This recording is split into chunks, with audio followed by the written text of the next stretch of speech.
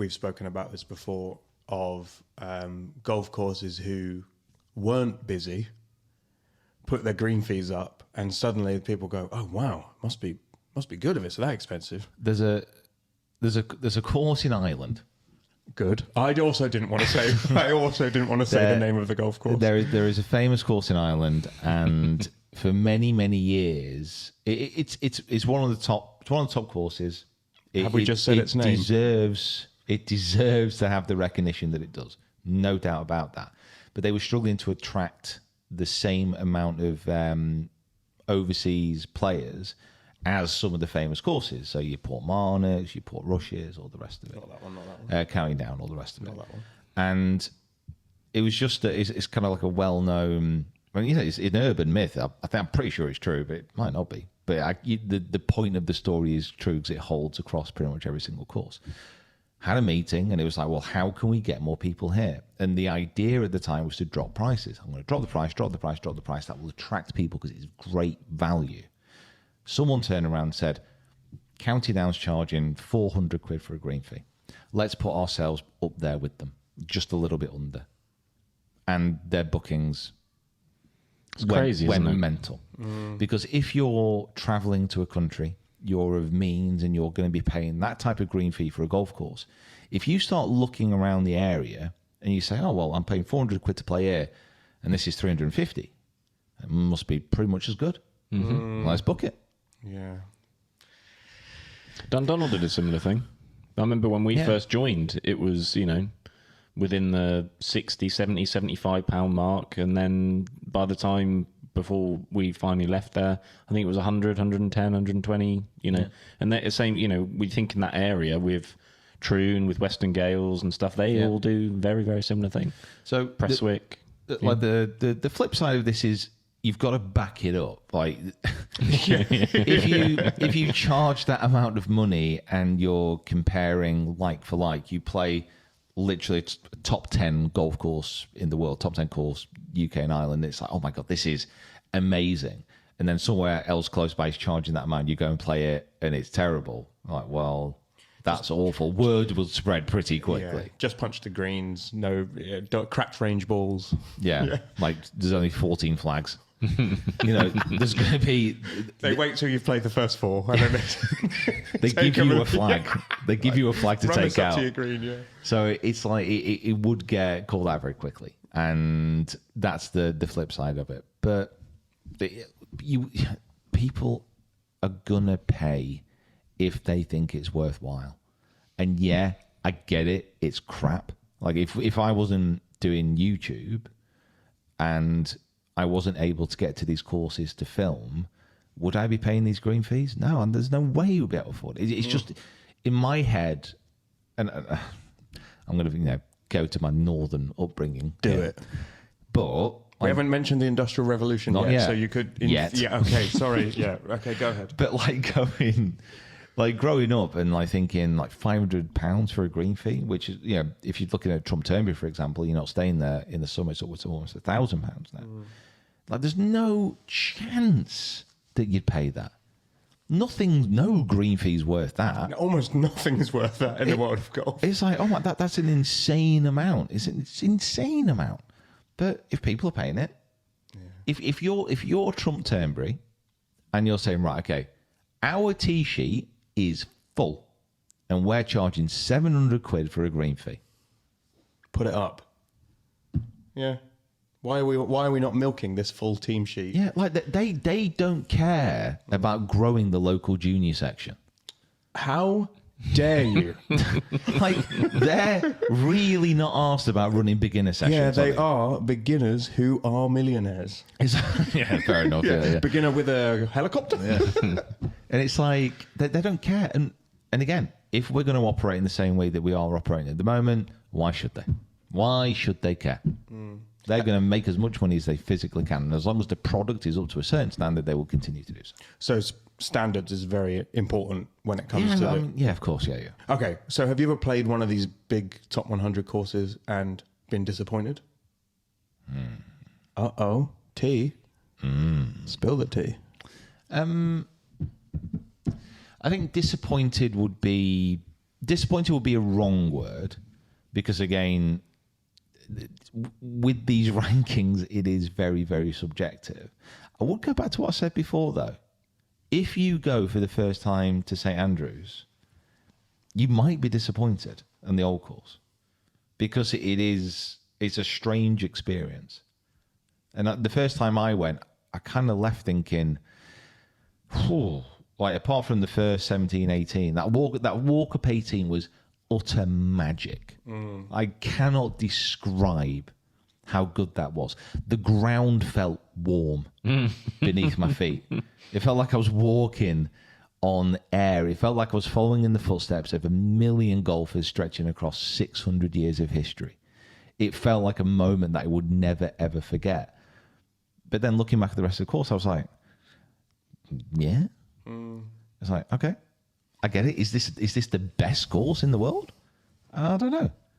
But coupled with everything else which is there, and that's the point.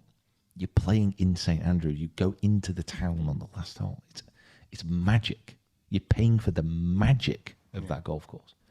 And that's what really makes it worthwhile. But yeah, the first time I played it was like, oh, interesting. If you're judging it just on the course. Yeah, like I said, if it didn't have its history, but it does. It's a good links golf course, out and back. It's got some great weird architecture. Yeah.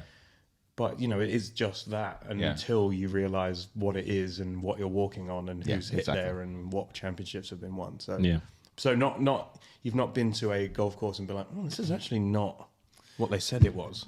Not really. I've never experienced what you just mentioned or what we just spoke about there, of like someone inflating cost and inflating reputation when it's not deserved. Yeah. I've never felt that. The only time I've ever felt almost disappointed, but it was not the course's fault at all. So I played the Sunningdale foursomes a couple of times. With Fryer? With Sophie Walker. Oh, right, nice. Yeah, Sophie Walker. And Sunningdale New, Sunningdale Old are architecturally and just visually, they're beautiful. They're really, really nice. I've never seen it in the sun. I've never seen Sunningdale in the sun. Yeah. It's in the name, goddammit. The two you played times, Rainingdale. Yeah, exactly. The few times I've played it, the first time we played it, there was still snow on the ground. Brilliant. It was freezing. Snowing down. Yeah, our playing partners who we were playing against, one of them almost fell over through hypothermia. It was that cold. And then the other time we played it, it smashed it down non-stop. It just didn't even break. The only time I've seen it, and I'm talking here, it was like a moment sent from heaven. I was just waiting on a tee, and there was a break in the cloud, like a comet had just come through it. It was like a hole. And in that hole, the sun filled it for a second, and it just like cast a light down one of the holes. And like the trumpet started playing. And I was like, oh my God, that is beautiful. Yeah. And then the umbrella went back up. Yeah. It's like, so I really want to go back to Sunningdale and play it. I want to film it, obviously, but just to play it, and because you're allowed dogs around there as well. And it possibly has one of the greatest like outdoor seating areas, like looking over the course, just a bottle of wine, dush, bush, Labrador. Yeah. Not Murph. Not Murph. No, Murph's not near a golf course. Is he a nightmare? It's just a psychopath. Yeah. Yeah, he's mad. Psycho. Unless they got pork pies. And then they'll stay by your side. Then he will. Yeah. So never been disappointed, but have you ever been like pleasantly surprised by one that you had not brilliant reviews, or maybe not in the top 100, because all of these will be the other end of that spectrum, but have you ever been to a course where someone said, oh, you won't like it, and then you've got there and gone, Quick look wow, across the job this memory. is list not back what they said it was. This is again. excellent. So I would say there's certain courses like Enniscrone. Like that was a massive surprise. That was, yeah. But again, I think that you are right, but then slightly different to what you were saying, in the sense of that, not necessarily that we hadn't heard bad things and it was good. It's just that you just hadn't heard things. You know, it was one of those courses that we sort of, you know, you may have heard the name mentioned, and I think maybe it's snowballed a little bit recently in that kind of part of Ireland, especially, has kind of got some traction. But we got there and we played this golf course, and you just come off it and you're like, what have we just spent time on? Yeah. No, why is no one talking about this place? One of the other ones for me that I think maybe that for you will definitely be a fever dream, but then again, it was early on in the trip. But I thought Brora was brilliant. Brora's when we were incredible. when we went to Brora again. How many good links golf courses there are in Scotland? But Brora was fantastic. It was such a good golf course, and again, another one you just walked off and you were like, "Why is no one raving about this place?" How is this quiet? Yeah. Yeah. And again, I guess that, you know, we're talking about two places that if you don't go there, you aren't going to hit them. You know, Yeah. you have to go and find your way there if It's you not really like, want to play look, them. golf course there. You know, Brora is far up in Scotland. It's a long way away. I think there's a few on this. I'll just rattle through a couple. Well, 4. So I would say that the ones that surprised me probably the most, the ones that really kind of hit home, Loch Lomond. Just, I don't even know how to describe Loch Lomond. It is beautiful. But that's an example of those, like, you have to get invited to play ones. Yeah. And great whiskey. And great whiskey.